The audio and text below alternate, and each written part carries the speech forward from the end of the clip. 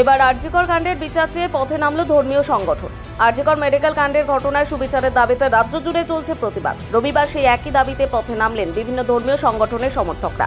এদিন দক্ষিণ চব্বিশ পরগনার মন্দিরবাজার থানার বিজয়গঞ্জ বাজারে আরজিকর কাণ্ডের প্রতিবাদ মিছিলে ডাক দেয় সনাতনী ঐক্য মঞ্চ।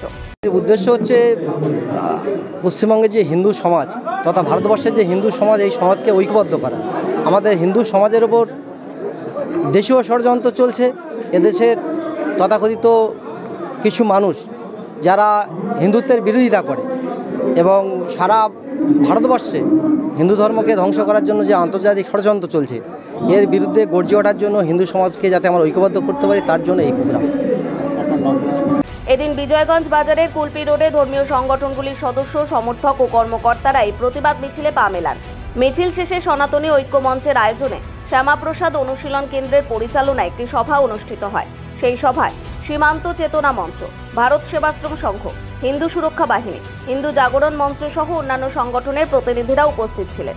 আচ্ছা, আপনাদের অবগত করার জন্য আপনাদেরকে বিশেষভাবে জানাতে বাধ্য হচ্ছে যে আপনারা সবাই জানেন, শুধু সারা পশ্চিমবঙ্গ না, সারা ভারতবর্ষ তথা সারা বিশ্বে এক আলোড়ন সৃষ্টি হয়েছে এবং এক ভূমিকম্পের মতো একটা সাউন্ডের সৃষ্টি হয়েছে, যেটা আমাদের বোন, আমাদের পশ্চিমবঙ্গের বোন যে অভয়ার যে মৃত্যু 9ই আগস্ট, আরজিকরের যে হত্যাকাণ্ড, নৃশংস হত্যাকাণ্ড, আরজিকরের যে নির্মম অত্যাচার, তার উপর যে খুন করে যে ধর্ষণ, তার জঘন্য অত্যাচারের প্রতিবাদে আজকের এই ওয়েলকাম গেস্ট হাউসে লক্ষ্মীকান্তপুরে আমরা হিন্দু সনাতনী সংঘের সব তরফ থেকে আমরা সবাই সমবেত হয়েছি তার সোচ্চার প্রতিবাদ জানানোর জন্য।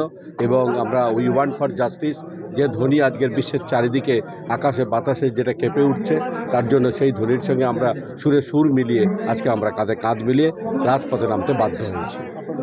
আমার নাম তাপস কুমার প্রামাণিক। আমি এনএলসিসির ন্যাশনাল আমার যে বিজেপির যে আমাদের কমিটি আছে সেই কমিটির মেম্বার এবং হিন্দু সুরক্ষা সমিতির আমি একজন সদস্য। এদিনের এই সভা থেকে শ্যামাপ্রসাদ অনুশীলন কেন্দ্রের তরফে সকল সনাতনীদের ঐক্যবদ্ধ হওয়ার ডাক দেন। সনাতনী ঐক্য মঞ্চের এদিনের এই কর্মসূচিতে কয়েকশো নারী ও পুরুষ অংশগ্রহণ করেন। আরজিকর নিয়ে পথে নেমেছি কারণ সাধারণ মানুষ সকলেই আরজিকর নিয়ে বিব্রত, সরকার ছাড়া। যে সরকার চলছে তাদের আরজিকর নিয়ে কতটা মাথা ব্যথা আছে জানি না, কারণ এই রকম ন্যক্কারজনক ঘটনা যেখানে কর্মস্থলে, কার্যস্থলে ডাক্তার তিনি মারা যাচ্ছেন এবং সেই মারা যাওয়াটা স্বাভাবিক নয়, কোনো রকম স্বাভাবিকতা নেই।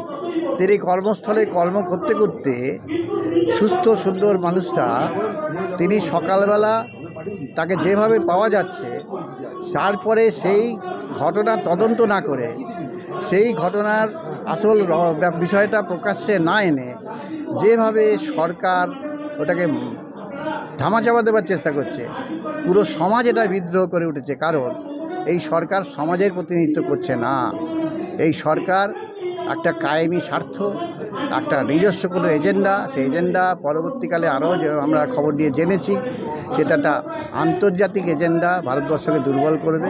তাই আমরা কোনোভাবেই যারা রাষ্ট্রসেবক, যারা সনাতনী, তারা এই ধরনের আমাদের সমাজের অপমান সহ্য করতে পারছি না, তাই আমরা নেমেছি। আমরা চাইছি এই প্রতিবাদ এমনভাবে হবে যে ওর ভেতরে যে প্রত্যেকের মধ্যেই তো দুরাচারীর ভেতরেও একটা শিব আছে, একটা সত্তা আছে, সেই সত্তাটা যা জেগে উঠবে, জেগে উঠে যেটা করণীয় সেটা করবে, হাত তুলে সারেন্ডার করবে। আমরা এটাই চাইছি, আমরা তো মারামারি করতে চাইছি না, আমরা চাইছি তার সদ্বুদ্ধি জাগুক।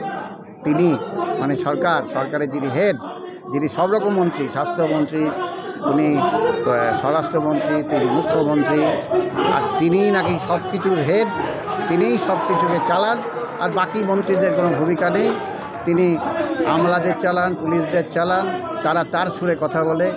এই রকম একচ্ছত্র স্বেচ্ছাচারী একজন, যিনি গণতন্ত্রের নিয়মে নাকি চেয়ারে বসেছেন, সেই গণতন্ত্র বোবা নয়, গণতন্ত্র জাগ্রত, সেটা তাকে বুঝিয়ে দেওয়া হবে যে বিশ্বাসের অমর্যাদা উনি করেছেন, সেই অমর্যাদাটাকে সহ্য করা হবে না। আপনার নাম পরিচয়? আমার নাম সুভাষচন্দ্র গুহ, আমি একজন সামাজিক অ্যাক্টিভিস্ট বলতে পারেন। সক্রিয় সমাজকর্মী। আর একটি সংগঠন আছে শ্যামাপ্রসাদ অনুশীলন কেন্দ্র, সেটি আমি তার সঙ্গে যুক্ত, সেটিকে পরিচালনা করি। মন্দির বাজার থেকে লতা পুরকাইতের রিপোর্ট, নিউজ দিগন্ত বার্তা।